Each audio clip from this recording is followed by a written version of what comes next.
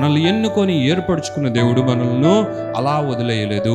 మనల్ని ప్రేమ చేత చేర్చుకున్న దేవాతి దేవుడు మనలను మన మనస్సులను ఖాళీగా ఉంచాలి అని అనుకోలేదు. ఎవరైనా ఇల్లు కట్టి ఖాళీగా దాన్ని ఉంచుతారా?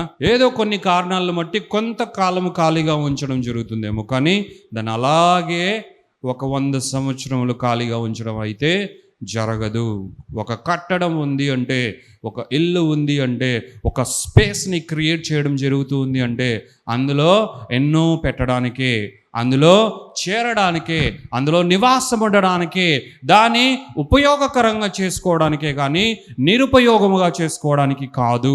అలాగే దేవుడు మనల్ని నిర్మించి, యేసుక్రీస్తునందు నిర్మించిన దేవాతి దేవుడుగా మనల్ని ఆయన ఖాళీగా పెట్టలేదు, కానీ మన హృదయంలో ఆయన వాక్యాన్ని సమృద్ధిగా నింపి ఆ వాక్యం యొక్క జీవము మనం పొందుకొని ఆ యొక్క పంటను సమృద్ధిగా మనము కోయువారులుగా, మనం అనుభవించే వాళ్ళుగా దేవాతి దేవుడు చేశాడు.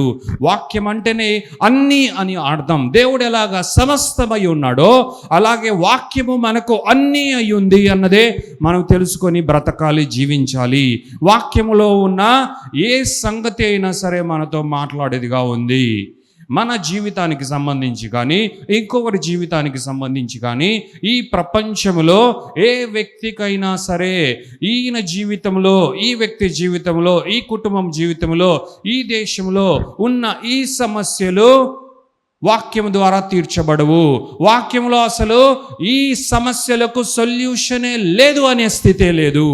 ఎవరికైనా, ఎలాంటి వారికైనా, ఎలాంటి పరిస్థితిలో ఉన్న వారికైనా, ఎలాంటి కష్టంలో ఉన్న వారికైనా, ఎలాంటి శ్రమలో ఉన్న వారికైనా, ఎలాంటి గడ్డు స్థితిలో ఎలాంటి సొల్యూషన్ కొరకు ఎదురు చూస్తున్న వారికైనా సొల్యూషన్ ఇవ్వగలదు, ఆన్సర్ ఇవ్వగలదు, వారికి పరిష్కారాన్ని ఇవ్వగలదు.